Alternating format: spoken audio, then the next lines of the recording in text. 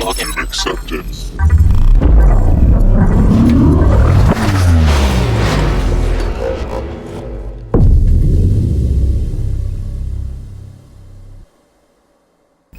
Now, I'm going to move on now.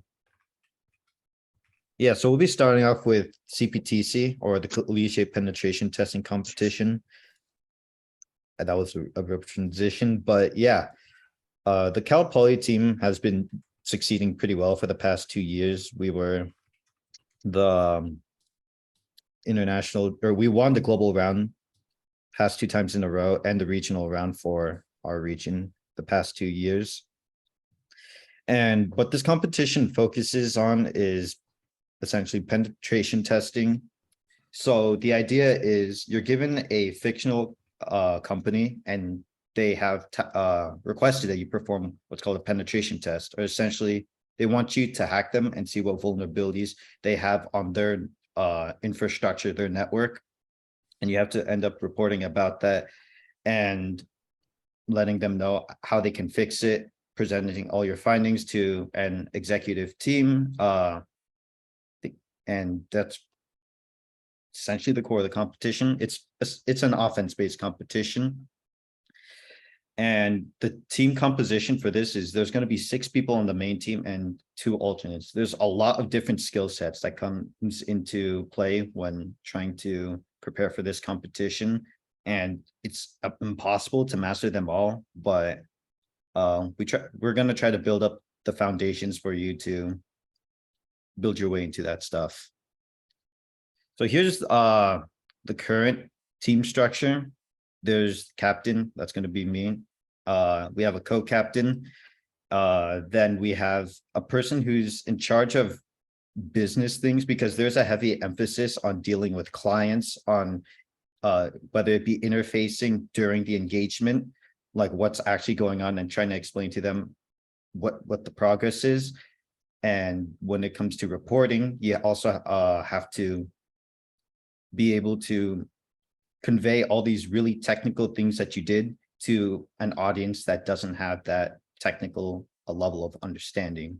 And from there, we have 3 dedicated pen testers, or people who are going to be doing most of the heavy work when it comes to the actual engagement.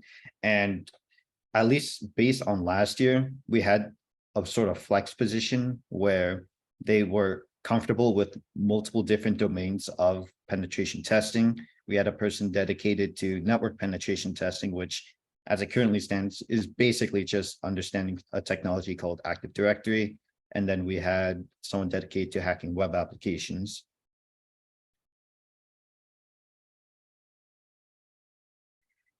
The things you'll learn from doing this competition, there are, not just doing this competition, but preparing for this competition too. And what we will try to also help you learn during the boot camps are, well, there's a lot. There's Active Directory abuses. Active Directory is this technology that's pretty commonly used across many different organizations.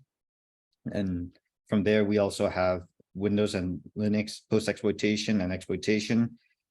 That might not, those terms sound pretty technical right now, but they'll make a lot of more sense as this bootcamp progresses into the later phases, where you'll actually be doing this sort of stuff. And there's a lot of different tooling that you'll get used to.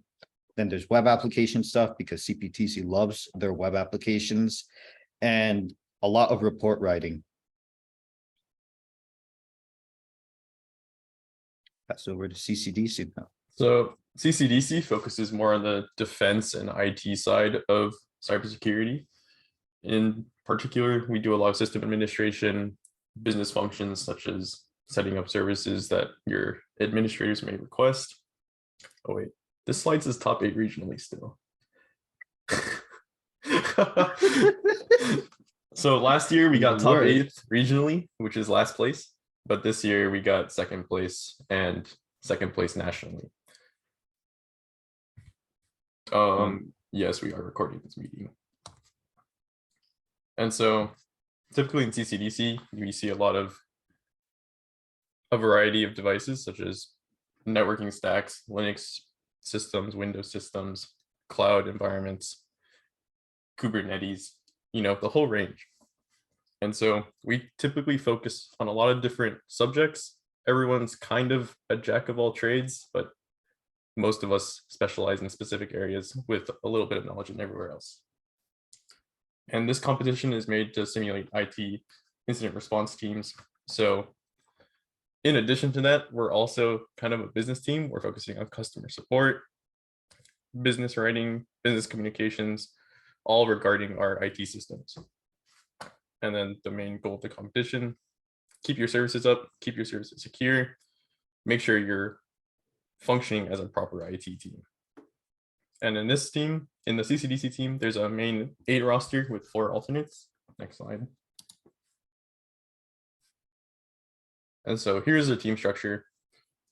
I am the team captain. I'm going to be focusing on networking this year. We have 3.5 Linux people. There's a Linux lead, 2 Linux people following the Linux lead. One of them will focus more on web security, so that'll be dealing with databases and web applications. Then another Linux system administrator, and then the 0.5, the 1.5 Linux person is also a threat hunter. So they're going to be focusing on how is the red team attacking us? What can we do to fix it, etc. Are there any vulnerabilities in our current systems? And then we have a Windows lead.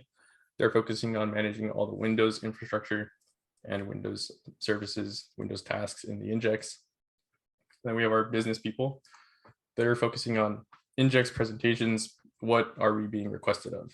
And there's also a business tech position, and that focuses on how can we automate these certain Injex to make our lives easier throughout the competition. Next slide. Yeah. So here are some of the things we learn. As you can see, it's a lot of buzzwords, but we genuinely do use pretty much all of these during the span of one competition. And this is what this competition is really good for, is you get purpose to research into all these different things, and a lot of these things you'll see in the real world in an industry. Yeah, so who's actually on the team right now, right? So, oh, it started off with CCDC. CCDC. Marshall, you want to introduce yourself first? Sure, I guess. I'm Marshall. I'm a third year now. Dates are hard. Third year computer engineer, and I joined last year as an alternate, and now I'm the threat hunter on the CCDC team. I'm also on CPTC, and that's after the slide. And Dylan. spoilers. Yeah, so I'm Dylan. I mean, I was already speaking, but I'm the Linux lead. For some reason, even though my heart is in Windows, I am the Linux lead for this year and sort of for last year too. Is Tanai here? Is Tanai alive? Dog. I'm here. What's up? Okay, you can introduce yourself now. All right. My name is Tanai. I'm the Windows lead for this upcoming CCDC season and the past one. Basically, I focus everything Windows related. It's my little passion over here. And yeah. Yeah, and so there's me. I'm networking lead as well as some virtualization and team captain. Jess? Hello, I'm Jess. I'm a fourth year and I am now the business lead. Sydney? Hi, I'm Sydney. I'm a third year and I'm going to be helping Jess with BizTiff. Hello everyone, I'm Jimmy. I'm a third year CS student and I'm kind of in between webmaster and helping out with Linux. Right. Now moving on to CPTC. Hey, Jimmy, it's you again. That's crazy, isn't it? Say hi. That's again. crazy. Hello everyone again. I'll just be on the team this year. Yeah, I'm the Yeah. captain. There's an older picture of me. Same as last time I introduced myself, pen tester. Hey, I'm Derek. I'm a fifth year at Cal Poly, and as of this morning, I was appointed as the co-captain for this year's CPTC team. You ain't gotta say that other part. And just what happened. Hey everyone, I'm Gabriel. I am the business lead for the CPTC team, and I am a 4th year CS student. Okay. Yeah, so here's the actual timeline for this meeting. Well, I mean, this timeline is actually a little bit off, but that's fine. We'll be covering some objectives that we have for the boot camp, what we want you to get out of it, some higher level goals, nothing completely explicit, since each boot camp has a lot of different topics that they cover. Then we'll have some information with the tryouts, and then some wise words from all the alumni who've gone through this, either this boot camp or have gone through the competition teams themselves. So our objectives: we want you to learn how to learn. And that sounds weird, but it is something incredibly important to be able, it's a skill. It's a skill to be able to learn. And it's kind of weird. But when I was starting off 2 years ago, I knew that I wanted to learn this stuff, but I had no idea how I would be able to learn all this cybersecurity stuff. So essentially the goal for us is to provide you resources, the direction, and some concepts for you all to explore, so you can start getting your feet wet into this subject. Then we want you to, oh, what the heck? Okay, that was trippy. Yeah, so we want you to build some team skills, because when you're going to be working in any sort of security position, you'll have to be working with a lot of different teams, whether it be people super technical and exactly on your level, or someone completely inexperienced or non-technical at all. And learning how to actually work with all these different essentially different people with all these different technical backgrounds is going to be really important. And we want to prepare you for the future. I mean, this sort of ties back to learning how to learn, but essentially getting you guys all ready to learn security and give you guys some baselines to go off of. Okay, so here's the actual timeline of the boot camps. We're already, here July 8th. So here's the informational session. After this, we're going to have, for CPTC, there's going to be an introduction to penetration testing, the whole cycle from start to finish. And then we're going to be diving into the actual hands-on technical stuff of how do you hack a specific domain, in this case web apps, Linux, and Windows, since those are fairly common in the CPTC competition. Finish off with a week of going over how to be a consultant, since that's the role, your role in this competition.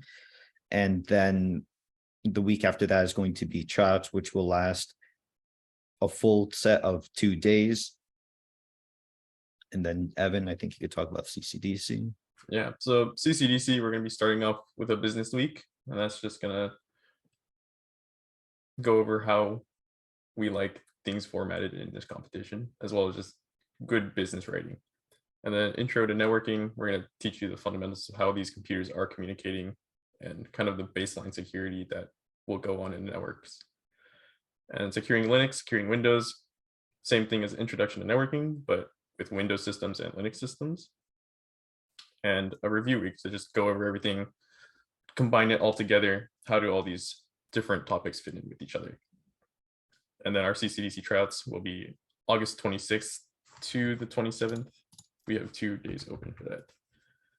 And it will be from 1 to 5 p.m. Yeah. Okay. Here's the actual timeline for the competitions. Oh, CCDC and CPTC are swapped. But I'll just cover all of this. In general, we're going to meet once, so the people on the actual team are going to meet once a week on Saturdays once the teams are selected for practice. But it is really common to have a meeting just spun up on the spot if someone's like digging into something and they just want to share, we might end up just having like a 5-hour meeting on the middle of a Tuesday 7 p.m. night, right? And I mean, you're not obligated to be there, but it's sort of it's sort of to have that expectation is important, because these competition teams do take up a large chunk of your time. For the actual CCDC, there are sometimes there is an invitational round that the Western region provides. Sometimes it's one and sometimes it's two. Typically, this is going to be between November and December. The actual regional qualifiers happens in the middle of February. And then if you qualify by being top 8 in that round of usually around 20 something other Western teams, then you get to go to the regional finals, which include the top 8. Well, last year or this most recent season, it was the top 10. There was 2 wildcard teams brought in. And then once in the regional finals, you have to be first place to make it onto the national round. But if you're second place, you get drafted into a wildcard round that also happens in April, where you battle it out with the other second place teams from every other region in the United States to get that wildcard position into the national finals, which is what we did. CPTC is a lot more simple though. In November, you have a regional round.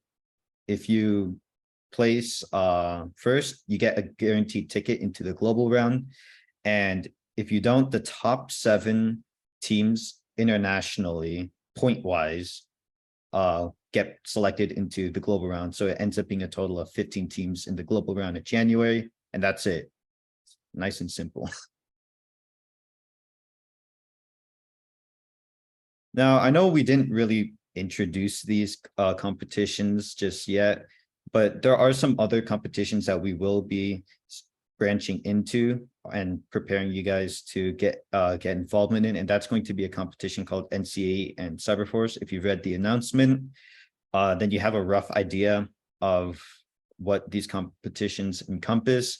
But to keep it pretty brief, they are blue team oriented competitions similar to CCDC, but they have their own slight differences, whereas NCAA is focused on infrastructure setup and Cyberforce is focused on working with a red team and dealing with like C-level executives for certain tasks.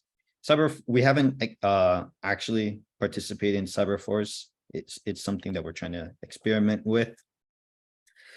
Cyberforce access is granted to the competition environment where you'll have a list of tasks to do, and you'll have a few weeks to get that set up. And then the actual competition day is going to happen sometime within early November.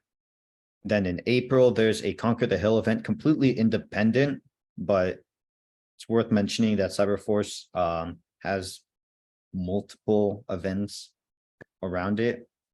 And then for NCAE, it's a lot simpler. There's a regional qualifier round where any team can participate. And then there's a national finalist for the first place team for every single region.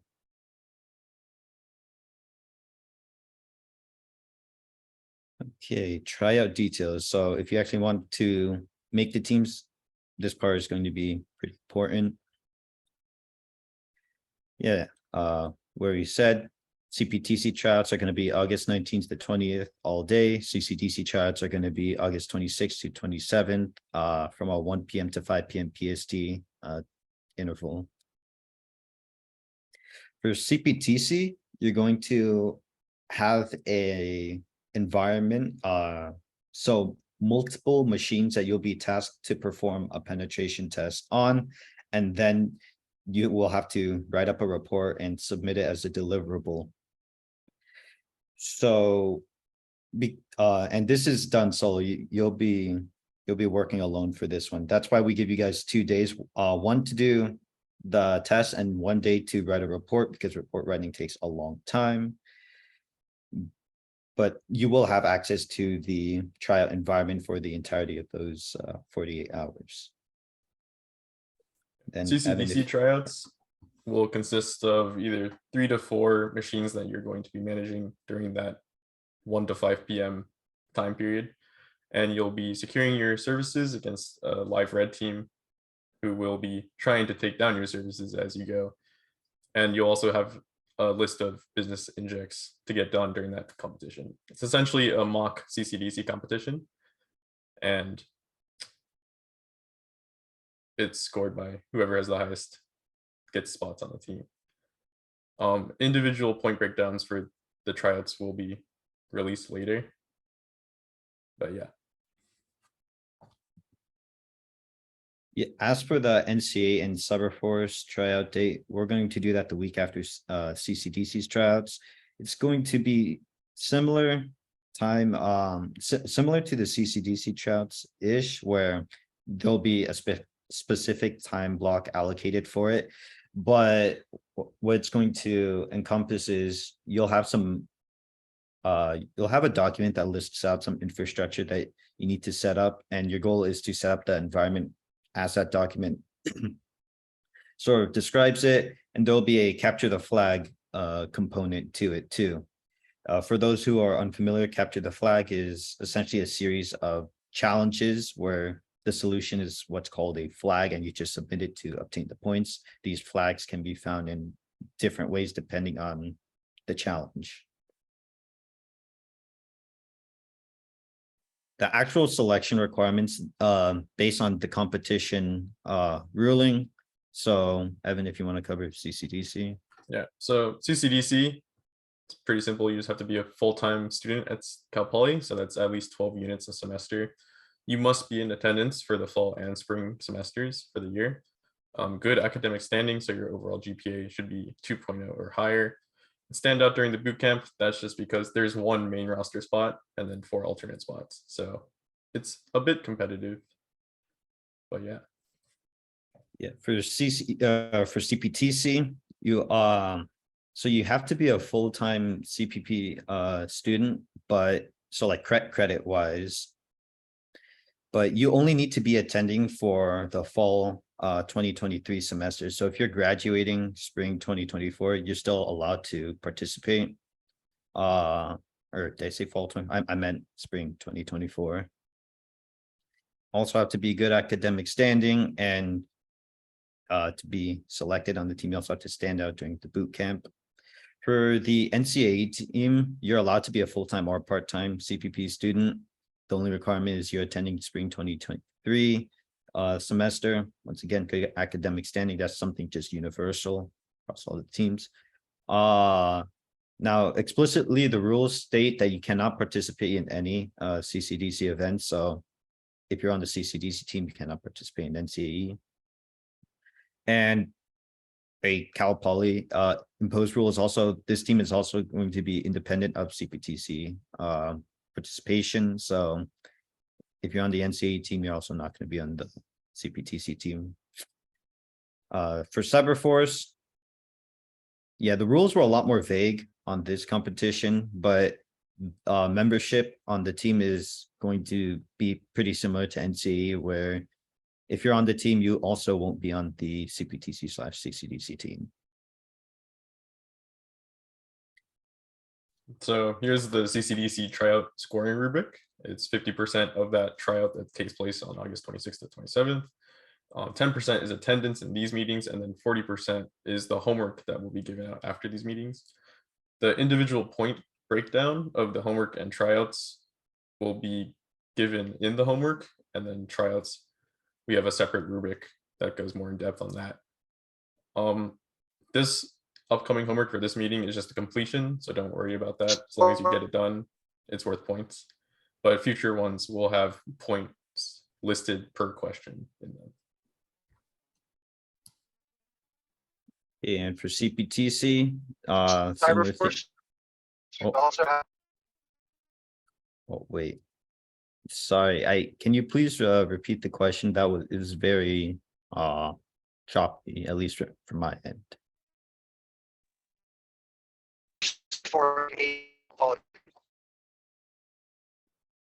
Sanji, could you type the question you have in the Zoom chat? That way we can see what you're saying. It's kind of like cutting out your audio.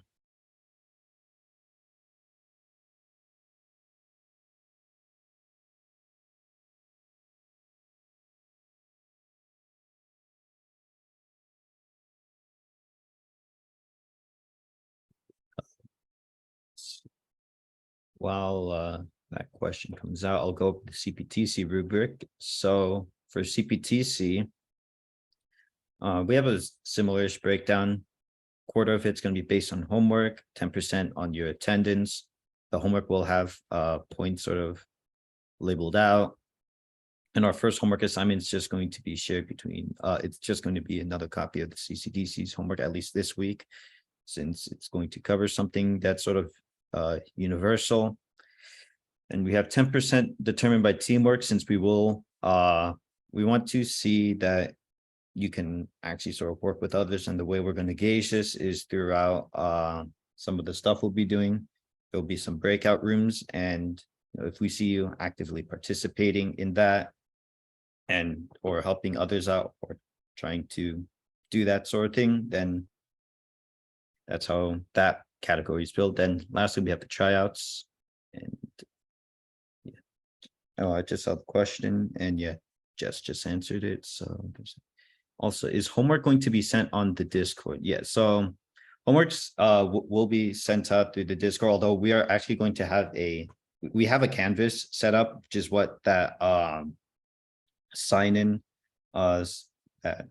link we had earlier was sort of intended to do, because we kind of need your Cal Poly email to put you into the Canvas, so then we can actually like do the creating and have that stuff set up.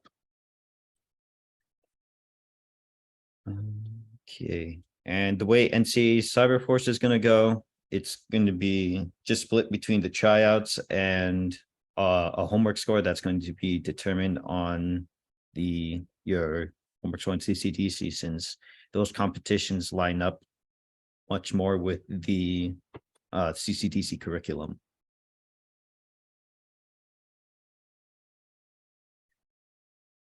Yeah, so some tips for the boot camps: be involved. Cyber is something that you don't just learn from reading a book or doing something once and you just remember it. It's something that you have to be actively engaged in.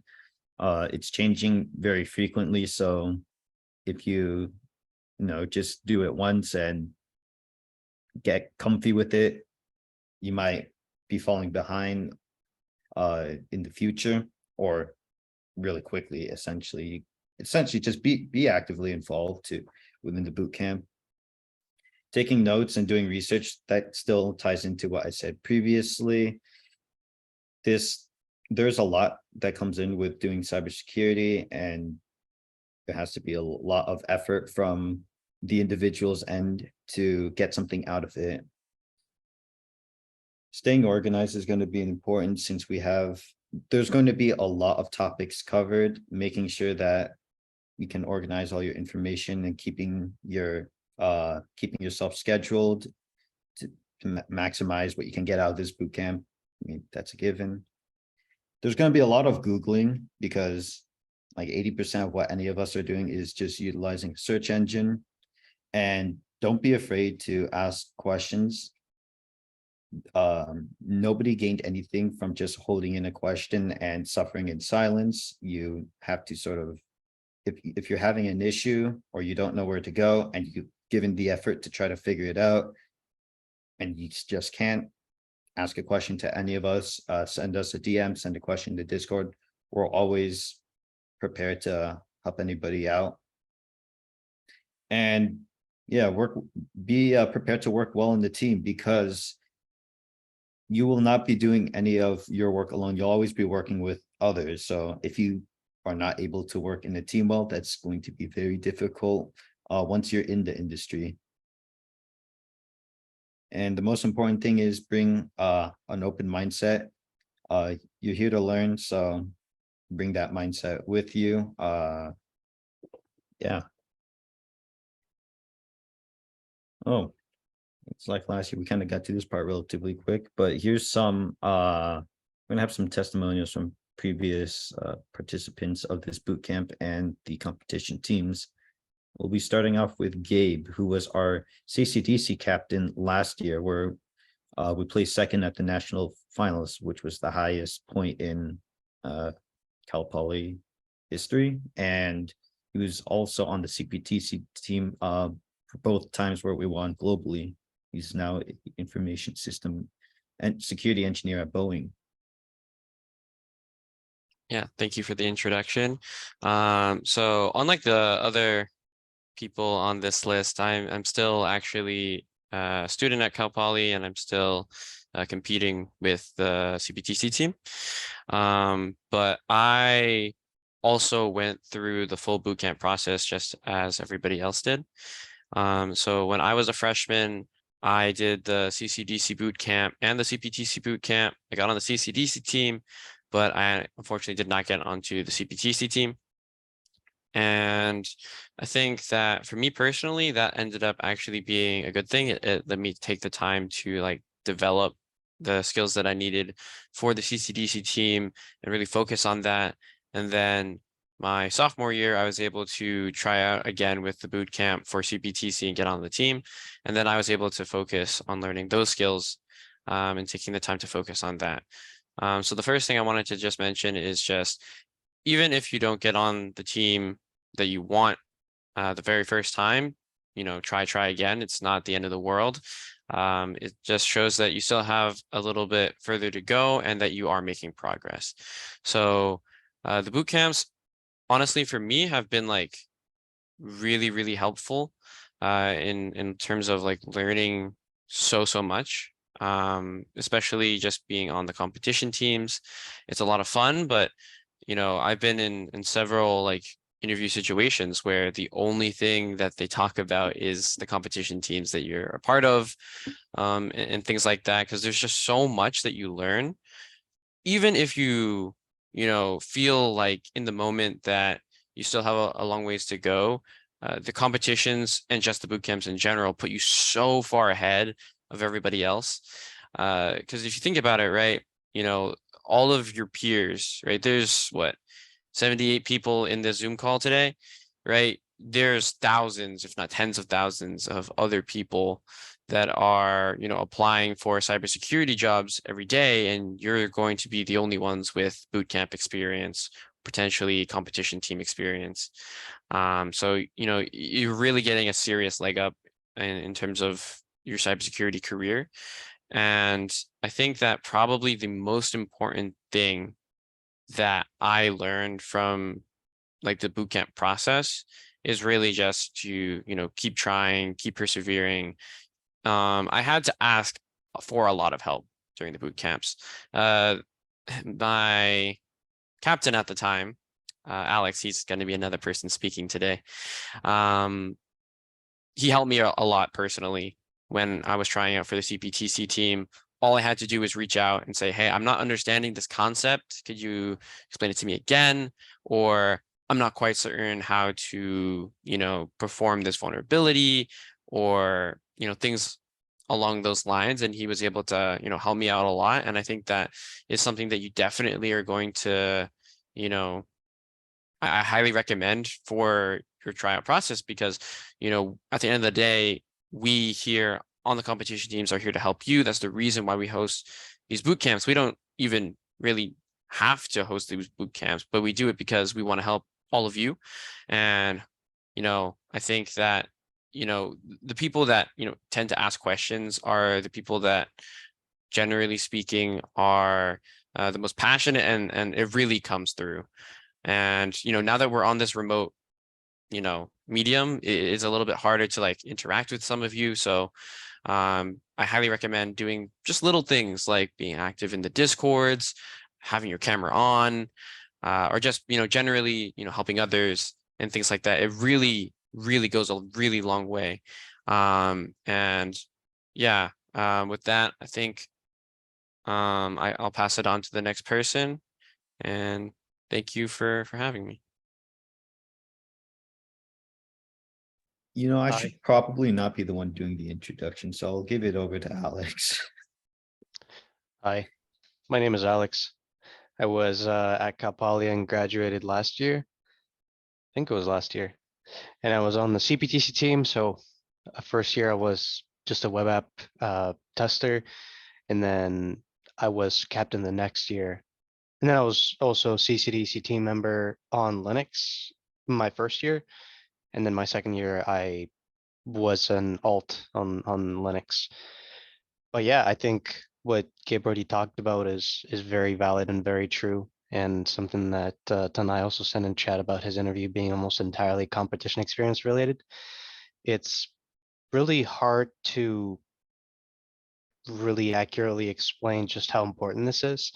It is so important that you do these competitions, and it is so good for your career development that at least my year, pretty much everyone was able to land either an internship or a full-time job at a place that is offering them six figures right out of college. And that's pretty appealing. That's pretty cool. But I also want to add a disclaimer here and make sure that everyone understands what you're signing up for. It can be a very fulfilling career, and it can be very fulfilling to be in these competition teams if you work for it.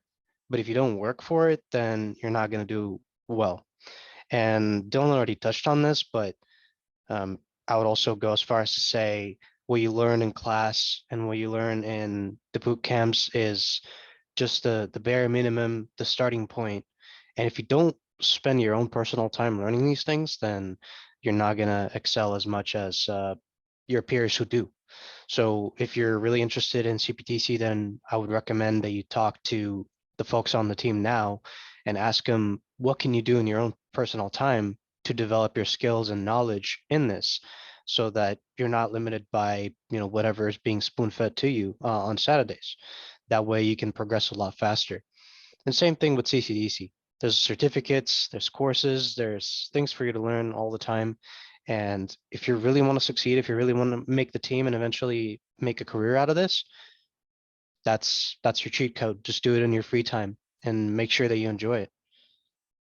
And I can also tell specifically about CPTC that it translates a lot into real world consulting. I'm an associate consultant at Mandiant, now part of Google. And what I do essentially is what I did in CPTC.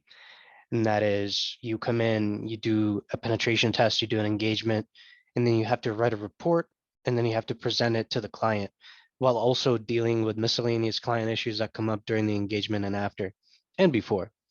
And so all these things translate perfectly into real world because you will write a real penetration test report. And having seen our competition report and having seen real world reports, I can tell you that if anything, a lot of the times competition reports look better, or at least for our school. I can't say the same about most of the other schools that we compete against, but you get the idea. You get more time to develop these things, you get time to practice these things, and then you also get to speak, which is also translating one-to-one because that's exactly what we do at the end of an engagement at work. We come up on a call and then we talk to executives and managers and people of all ranks in an organization and knowledge levels even. So this is a great primer and it's going to translate nearly one-to-one. And that's about it.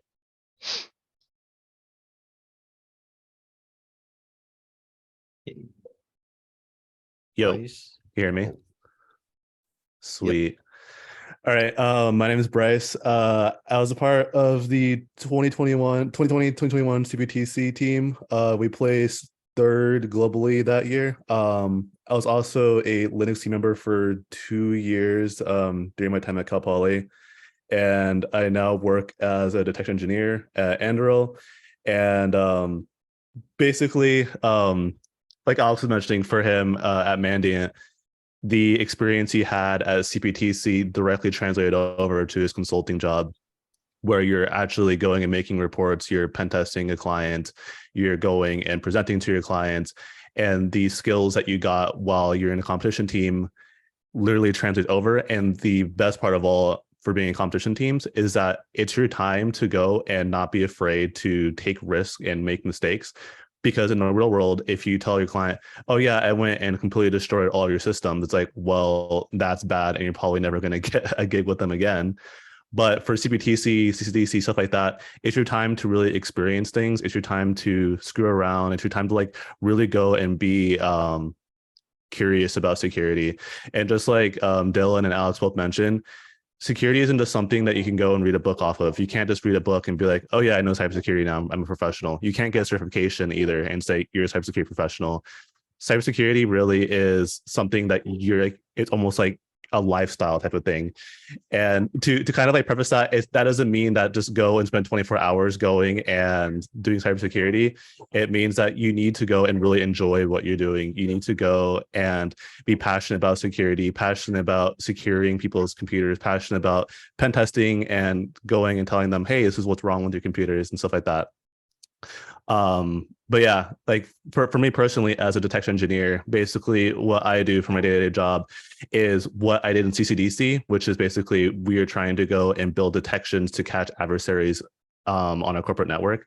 And essentially it's basically what I've been doing in CCDC, but using like corporate product tools.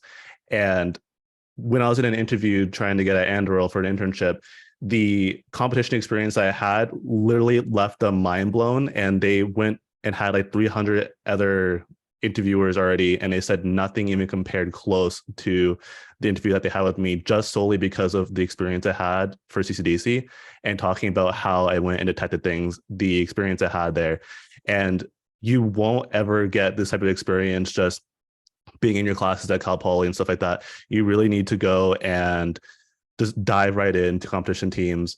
Even if you don't fully make it, the amount of information you will learn here, and I can completely say that everyone here who's on the teams is extremely reputable and you'll learn a ton from them. So definitely take as much as you can from this experience, just either going and learning from the boot camp, or even if you can get on a team, that's even better. But yeah, CCDC and CPTC basically got me a job and changed my life. So yeah. Go, Luis. Still here? Hey, yo, that's crazy. Can you guys hear me? Yep. Nice. Alrighty. Hi, everybody. My name's Luis. I'm currently an InfoSec engineer over at CalAmp. And I also, I can't believe you guys actually put my thrash metal band up there. Thank you. I love y'all. But yeah, just to kind of give you a little bit of a background, I pretty much participated in the CCDC and CPTC boot camps about a couple of years ago. And the long story short on that is I literally didn't make it, after the full intensive 8 weeks. I made it to neither of the teams. I went through, the learning, going through the full 9 yards on that stuff. But by the end of it, I don't mean it in a bad way, but I actually didn't end up making it on either one of the teams. So kind of my background and my story was I really don't know anything about cybersecurity. And after the boot camps, I literally went from like 0 to hero. There was so many experiences, so many things I ended up learning, so many great, people that I was able to meet, especially everyone who's on the board or at the board, on the team right now. I have been mentored by all of them. Like, bar none, these boot camps have really changed my life and have basically like invested me and completely changed the course of my career.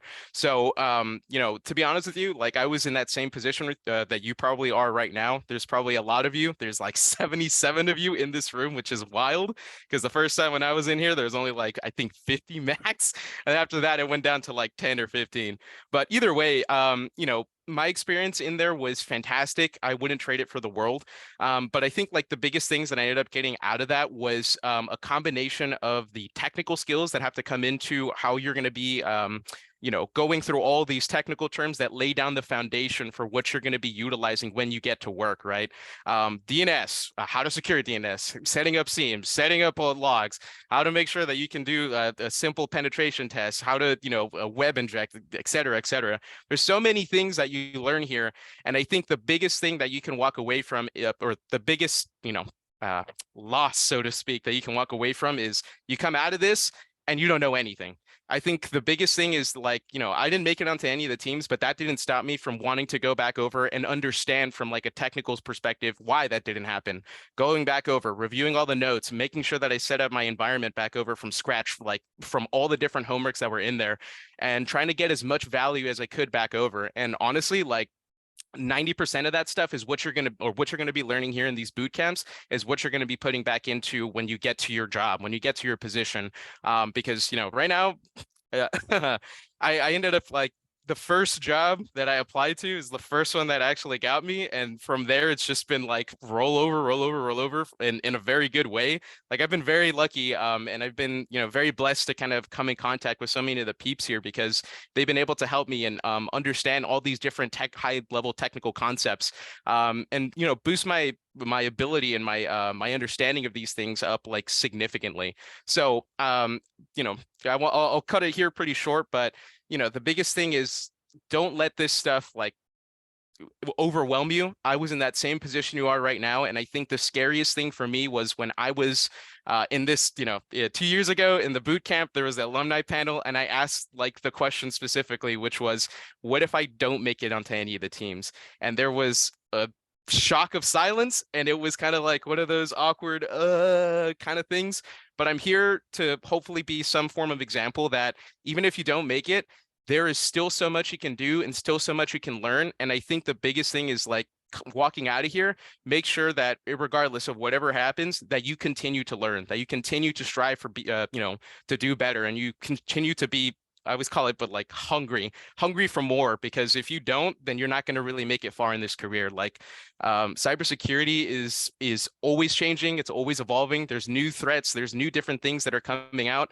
And if you're not, you know, if you're going to be complacent and just sit in the back, A, you're not going to be making very much money. B, you're not going to be promoted like hardly at all.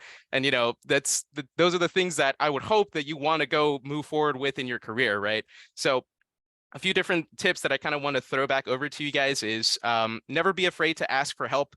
My entire journey with this stuff ended up with me asking Alex a question, which I wasn't even related to way back when. That was like, hey, how does DNS work? Or what's a pen test?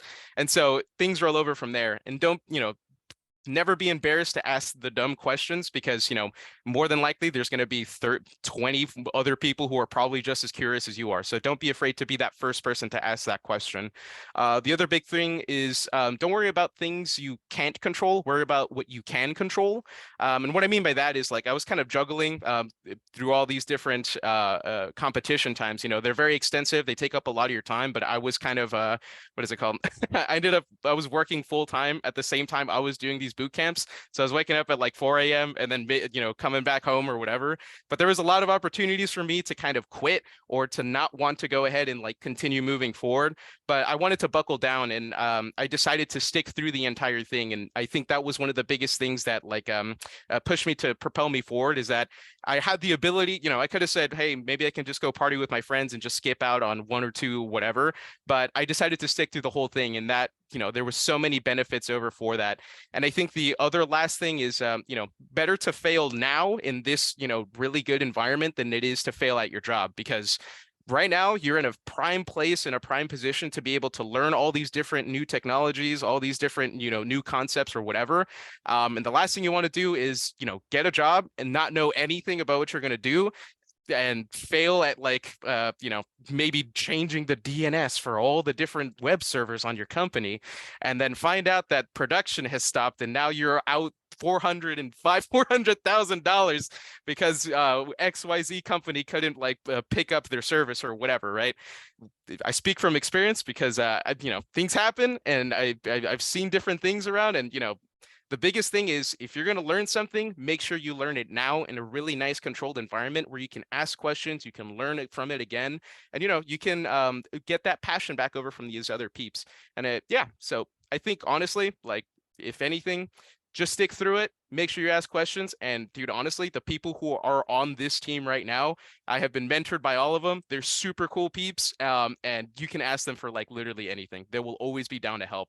So take advantage of that, because you know, these guys are really close friends of mine, and I hope that you guys can make these kind of same, you know, relationships and friendships along your journey as well. So yeah, that's kind of all I got. Thank you, Luis. Those are some beautiful words. Oh yeah, and check out his band Mortalis. Yeah, so do we have any questions for anybody on the team, any alumni, anybody? This is sort of like an open panel. I don't expect to go the full 2 hours, so you know, just if anyone has any questions, just toss them around. We also have links to the homework assignments that we have for each respective boot camp. We'll be setting our website and stuff up by the end of today. So if you guys want to access it again, you'll be able to.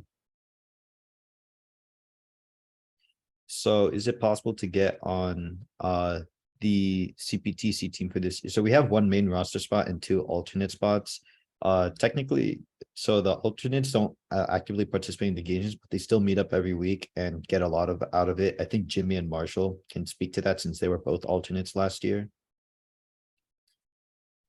Yeah, so being an alternate is pretty much the same. It's just that you don't go out to compete, but all the practices you're still involved and engaged in all like the exercises and stuff we do still. Yeah, you get a lot of experience just by being an alternate on the team.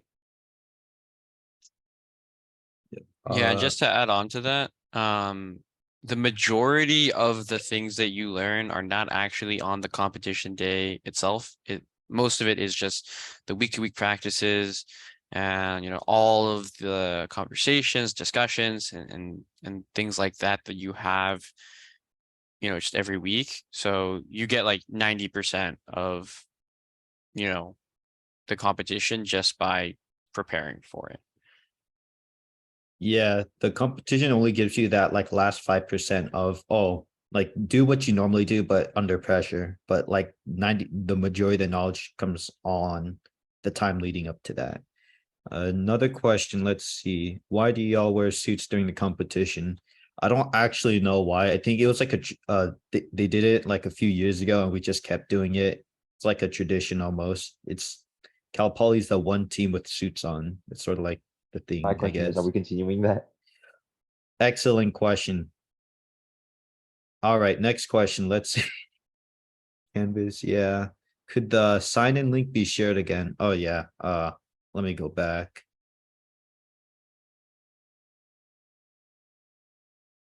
Okay, yeah, here's the sign-in links.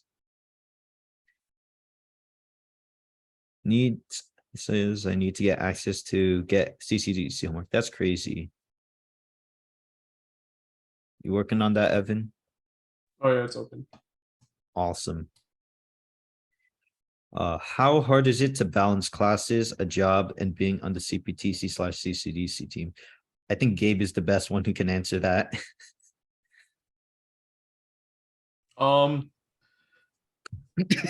Okay. I may or may not have been to class a few times in the past few semesters, but it's not too hard. Like, if you're passionate about it, you can make it work. Yeah. Yeah, basically what Evan said. So like for the most part, it kind of is a bit of a balancing act. So for context, for the past year, I've had full like school class workload and the CCDC, CPTC competition teams, as well as working 3 days a week full time. And basically, I will say you do have to make some sacrifices, right? So you're going to have to like identify when you do have time to do things that you want to do and when you're going to have to just buckle down and do the things you have to do. But I think the main thing is if you're passionate about cybersecurity, if you're passionate about these competition teams, it's not going to feel like work. It's not going to feel like, things that are just stressing you out. You're going to be excited to go to practice every week. You're going to be excited to compete.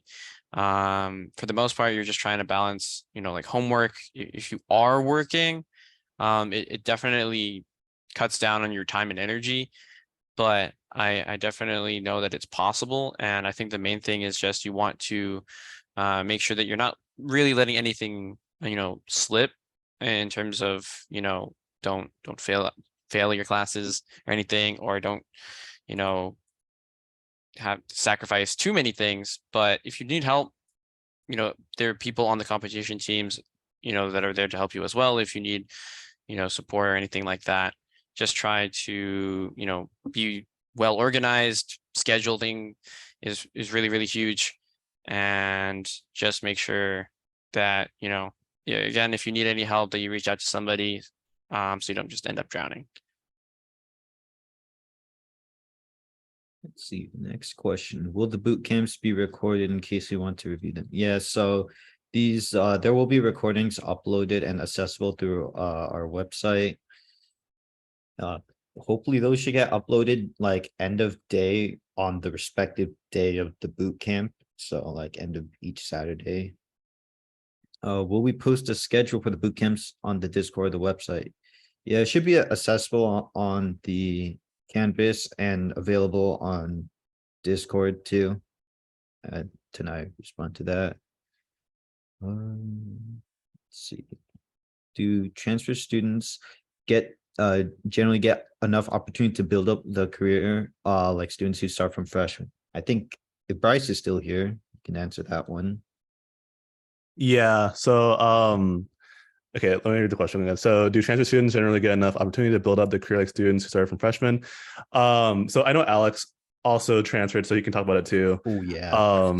But for me personally, it was a little bit difficult at first because I had to basically get like some sort of knowledge. And to preface, back then when I was on CCDC, the boot camps were nothing like it was today. There was no like real like format. There wasn't like basically a like PowerPoint slide. I'm going to teach you how to do this, teach you how to do that.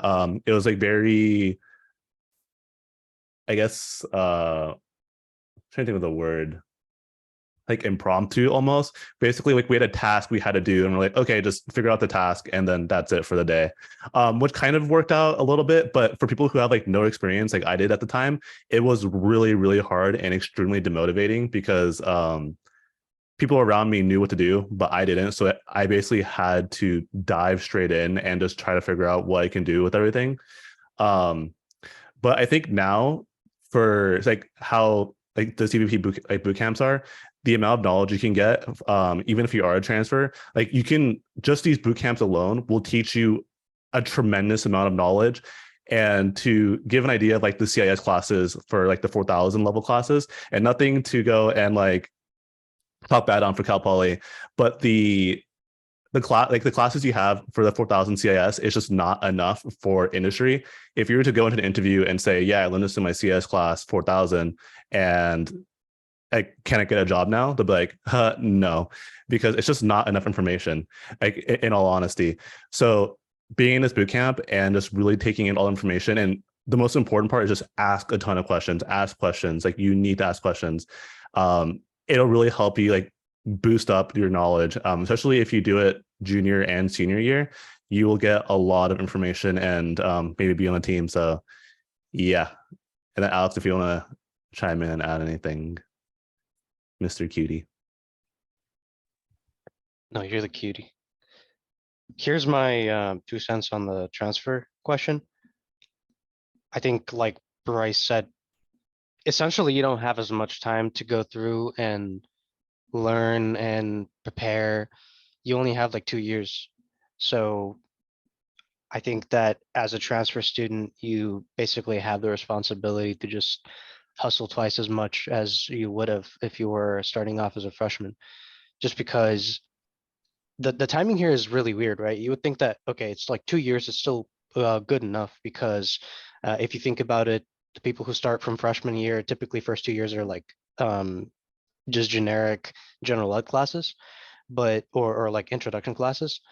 But the problem is the summers, because that's what's really going to set you up for your career. It's the internships.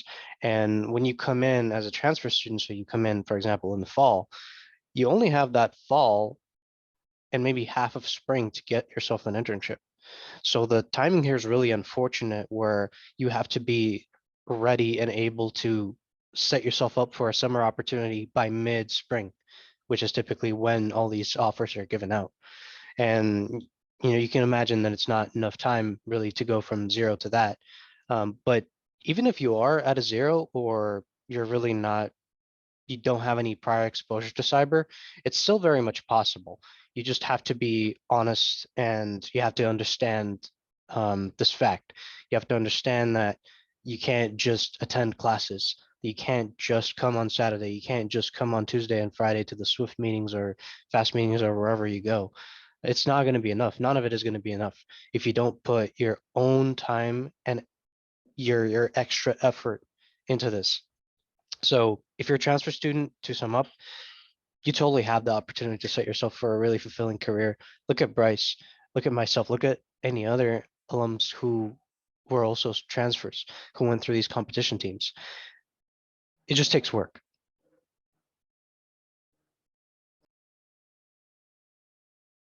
Go for it. Thanks, guys. But yeah, something else, I didn't get to kind of mention, but on that same kind of vein, in regards to kind of Alex's thoughts on, how much effort you should be putting in, and how much effort you really should be putting in. Once we came out of the boot camps and stuff, and the dust ended up settling, kind of for myself, I was, I was in my senior year already at that point, and there were pretty, your senior year, there's not really too much to do, right? So what I ended up going through was to kind of make up for some of the secondary opportunities that I may have missed out, or what have you. I ended up joining in 2 different clubs, actually. So, the opportunity still exists. Like I mentioned, the boot camps are the end of the world. After this, you have all the Swift boot camps that are there for the rest of the year. So you get to learn and kind of recover over for what you may have missed over from the boot camps, or like second chance to learn, if you will.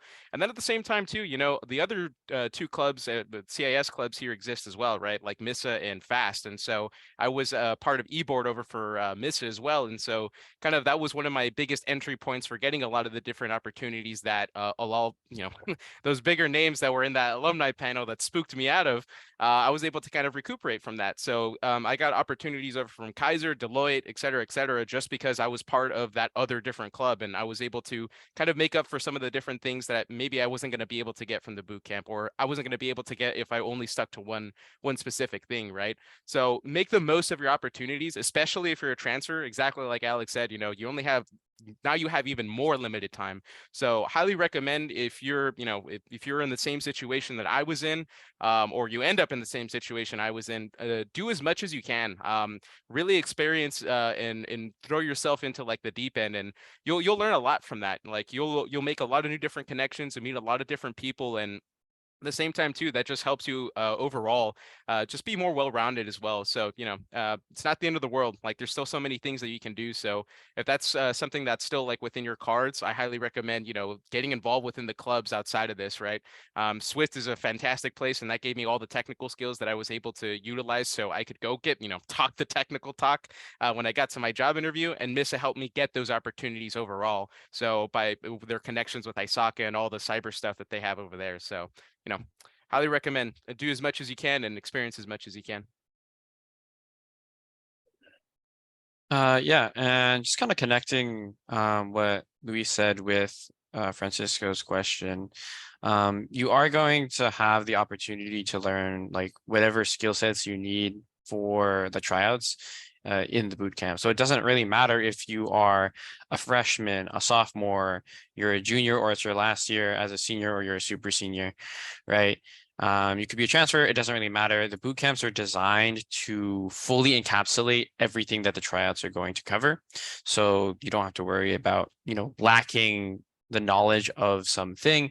We will we are guaranteeing that everything that's in the tryouts you'll have at least heard of in the tryouts, in the boot camps. That way it's fair, and also all the things that you have learned are things that you'll actually be able to use or see. And in addition to that, just to go a little bit more specific into some like skill sets that you can start looking into if you're kind of interested in that. It was touched on by the responses from Jessica and Tanai, so thank you for that. But yeah, definitely being able to just like read technical documentation is probably what I would say is the single most useful skill set that you could have. So basically, like, let's say you just run into an error while you're trying to install something, right?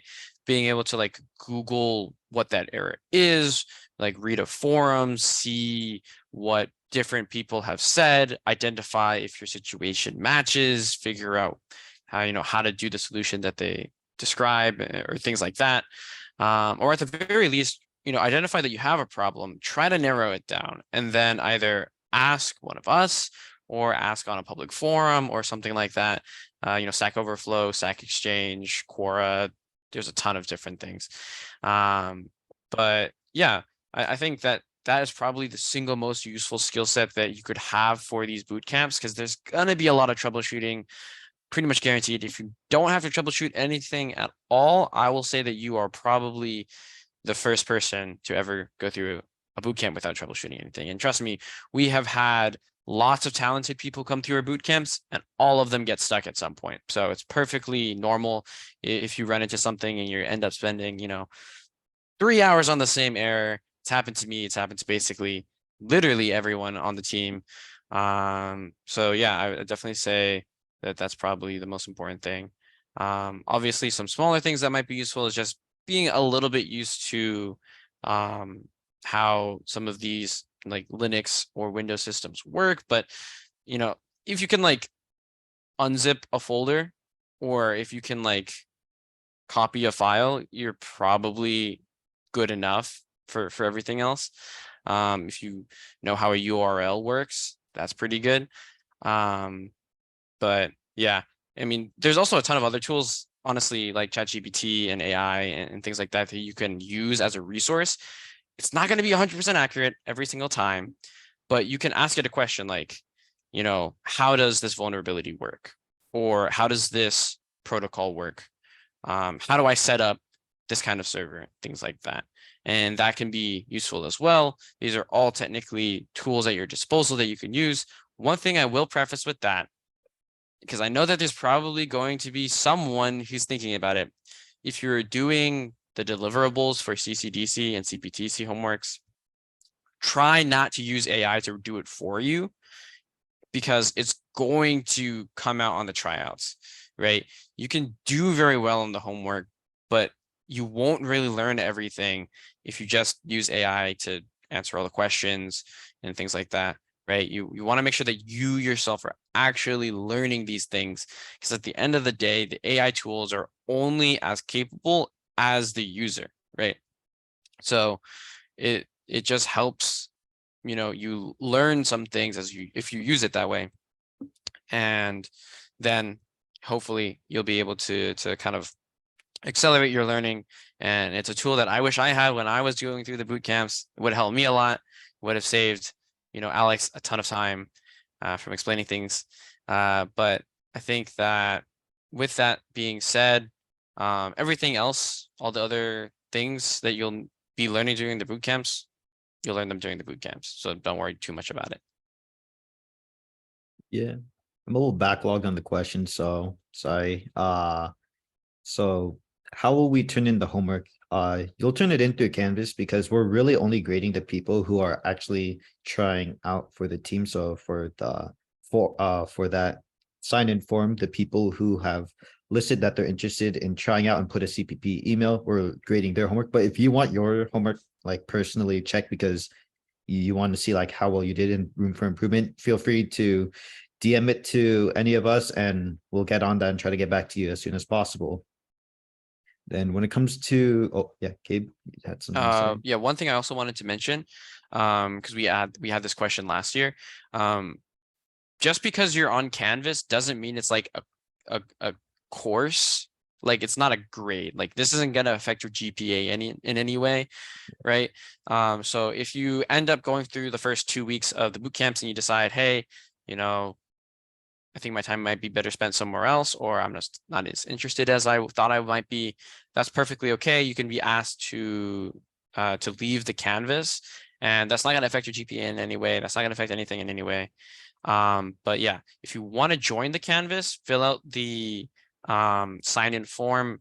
Maybe if we could get that reposted in the Zoom chat one more time. It's going to have a question, I think, on there that says like, are you interested in doing the tryout? You just mark that as yes, and then you'll be added to the Canvas. Yeah. Make sure you use your cpp.edu email if you have it.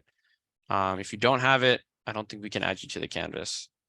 Not just yet anyways, but you should, because when I was coming in freshman year, I also got my CPP email.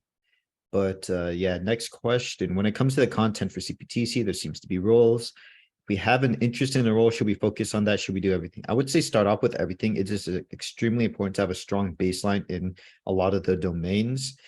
And when it comes to actually, so the way the chats are set up is we sort of assess you on everything, which is why it's also important to sort of have a baseline in everything.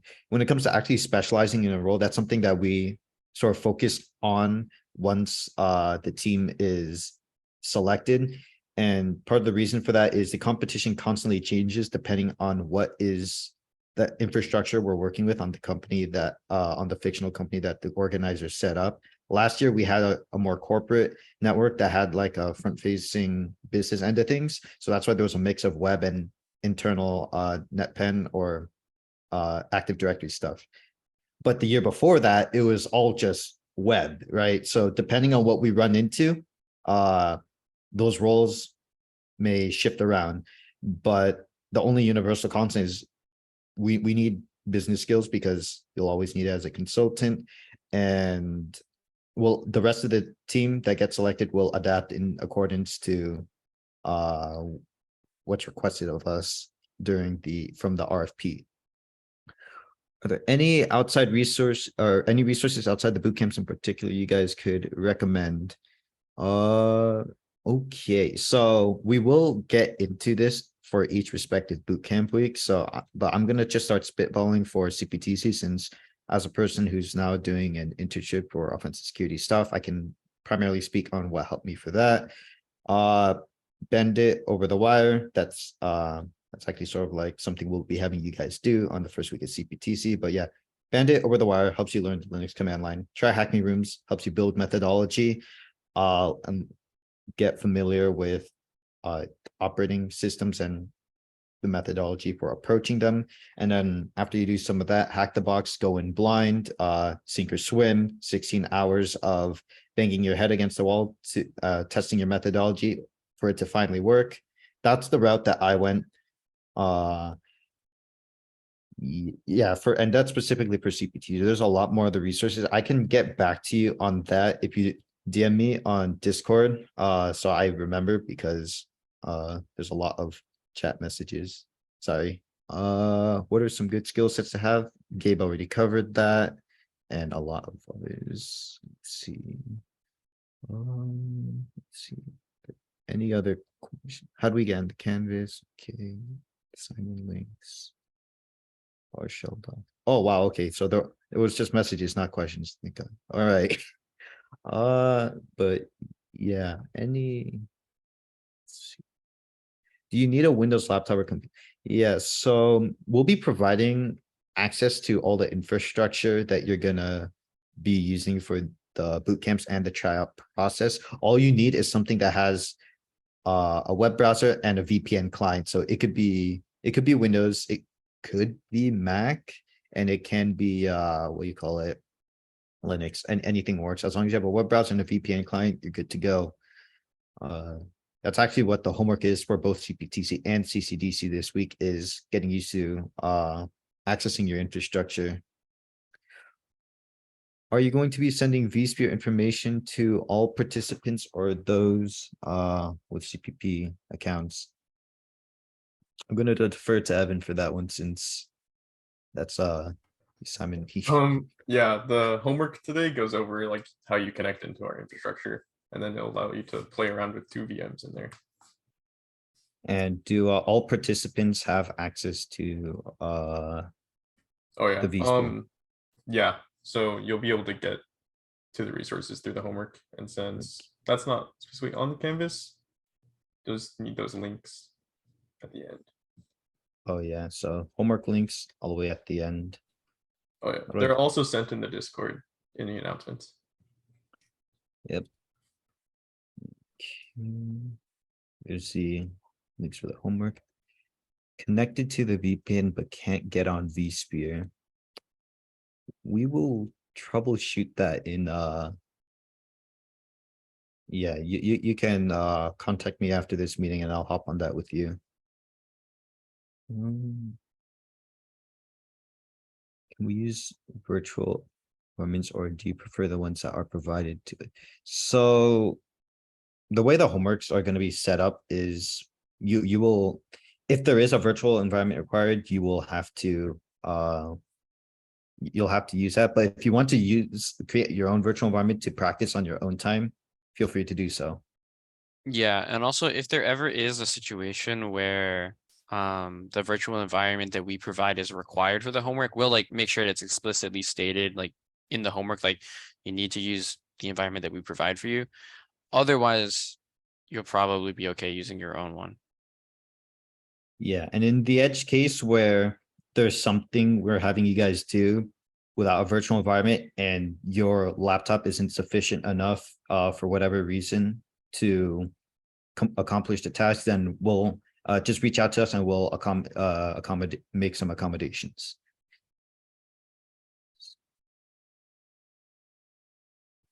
Yeah, I'll give it a few more questions for a few more minutes for questions, and if there are none, then yeah, everyone's would be free to go. So I'll sit here a little longer, but if you guys, you guys can feel free to leave now, but I'll be here for a little while longer for questions.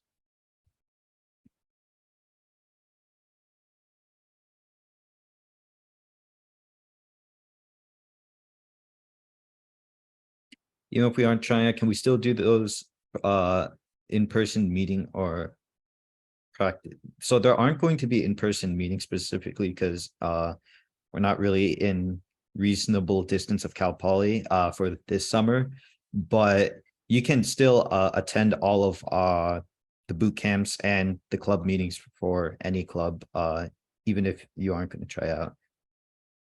Oh, the one where the teams are meeting up. Yeah, I think he means okay. like the Saturday practices. Yeah, so those ones are going to be held privately, but you can still reach out and ask any questions or even like schedule, like if you want to just meet up and do something personally, like we're not against it. Just like the official meetings are just between the teams only, but we're always down to like meet up with you if you want to like work on a project or get started on something.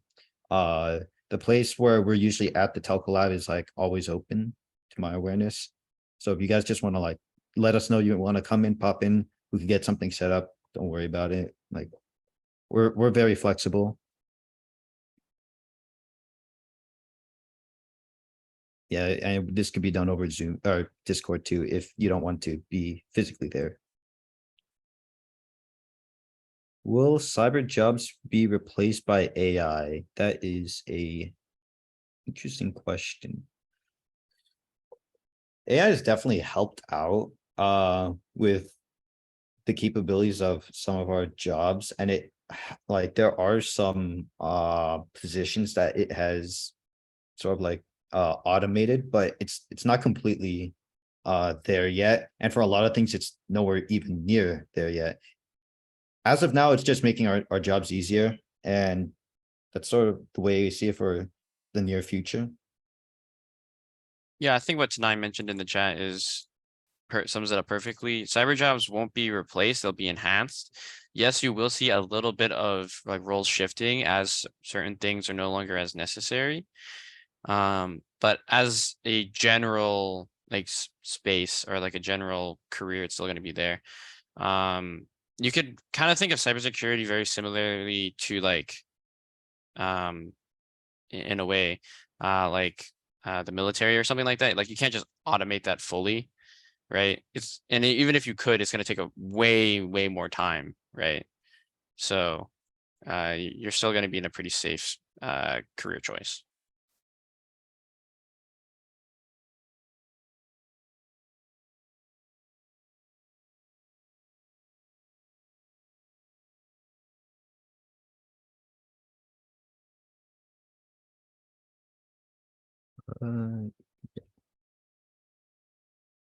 Yeah.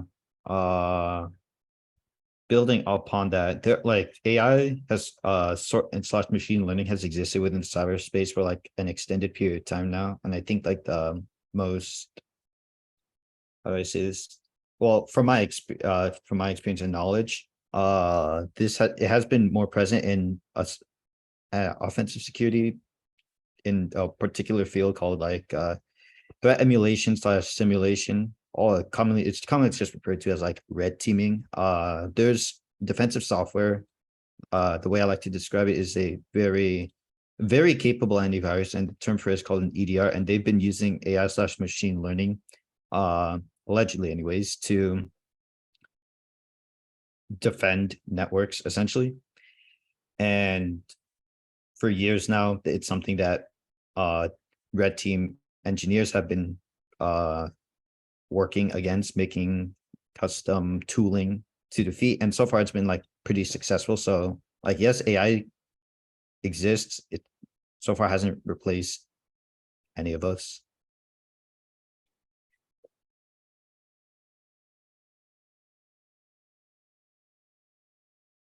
Let's see. Yeah. Where do creds go out? Creds for are them? gonna go out once we have all the sign-in forms in, so probably after today. Yeah. But we gotta get all the submissions in so we know the emails, so then we can email Yeah. everybody their set of stuff.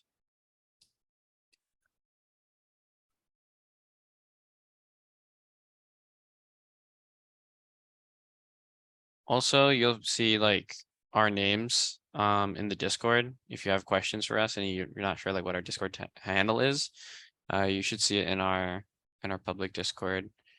You should see like our first names at the very least. And then we should have like bootcamp instructor or captain or something like that. So you'll be able to like identify who we are if you have questions.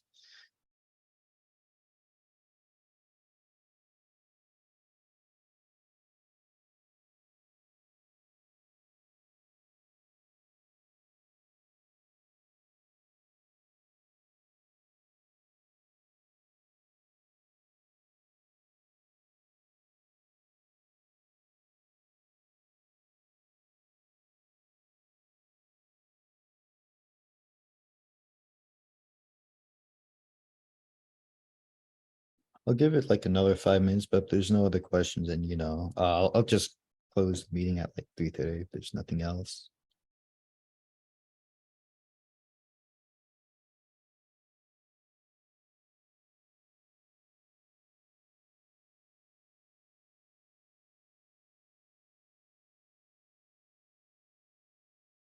Yep. Thanks for coming, everyone. Yeah, thanks for popping by.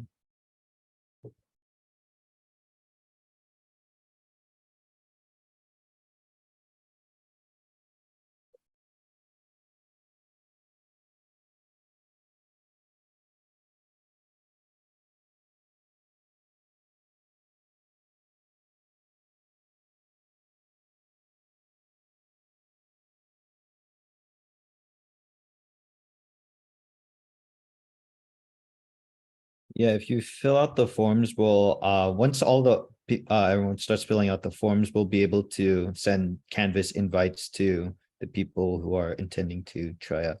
The most difficult topics for CCDC. Oh man, this varies depending where you are. So I'll speak in my opinion from the Linux end, and and even for Linux, it's really subjective because Linux encompasses so much different technologies. Like for a while, I thought, okay, figuring out how to firewall things without destroying all the dependencies, because maybe one machine depends on an application running on another machine. So if you firewall incorrectly, you could block that link and cause things to explode.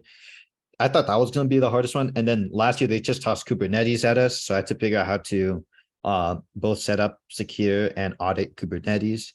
So in the Linux end of things, it's the being prepared for everything. That's the hard part. From the networking perspective, it's a lot of inventorying because you don't want to put up a firewall or device that just totally breaks all your services, and then you're blaming your OS people for making a configuration change, but really it's your firewall that's blocking the wrong port. But it's a lot of, do you know everything that's running on your network, and are you sure you're not blocking it or breaking it with some random network configuration? Yeah, as Tanai said, interdependencies. That's big. It's big in the real world. And if you don't understand your system completely, some random change you make that you think this could never affect my service running, it always affects some service that's running. And then you're kind of like running around like a chicken with your head cut off, trying to figure out what it is. Hey, Evan, after you put up the Palo Alto, we haven't gotten a phone call in 3 hours. Oh, Dylan, did you know that Palo Altos do NAT? They NAT IP addresses on IP phone traffic by default without telling you. I think that's crazy. That's crazy. Hey, Dylan. No. I think Don't. I think If the it web starts app. with a P, don't say it.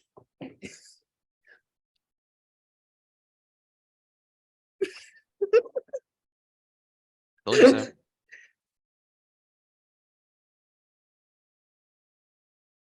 Yeah, if we want to pursue pen testing, yeah, CPTC is the bootcamp to go. Although it is good to get an understanding of both ends of things.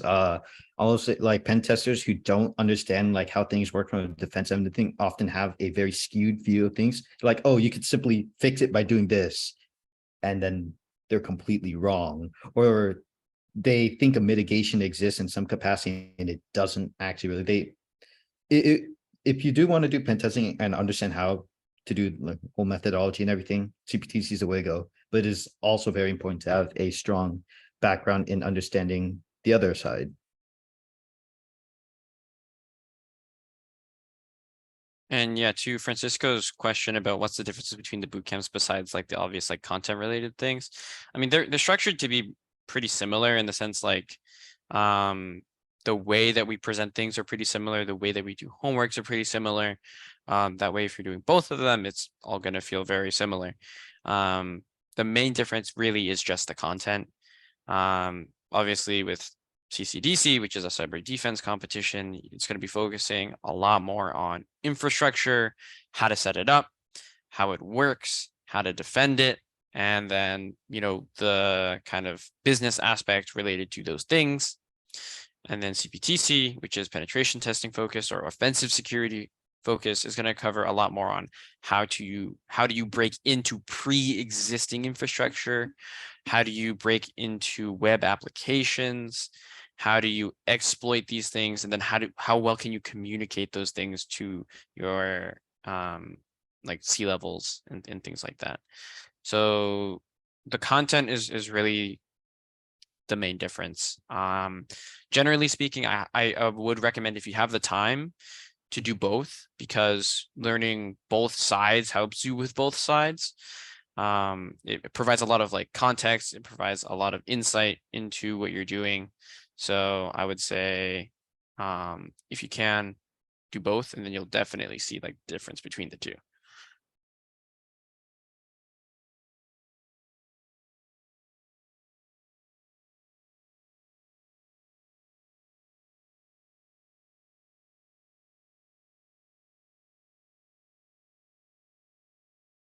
We do both in one school. Yeah, so for CPTC and CCDC, you can do both.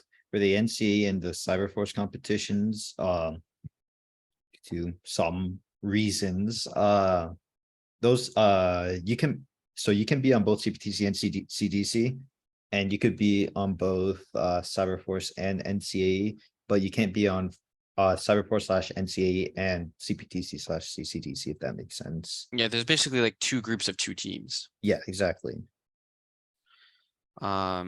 If you're asking if you can do both more on like a logistical side of things, it can be difficult, but CPTC's competition season is in the fall semester, and then CCDC's competition season is in the spring semester. Both teams practice at the same time, basically, in the sense like they are, like, just because your competition season hasn't happened yet doesn't mean you're not practicing. So it is a large time investment, but you're still going to be like eligible to do both as long as you want to, as long as you have time.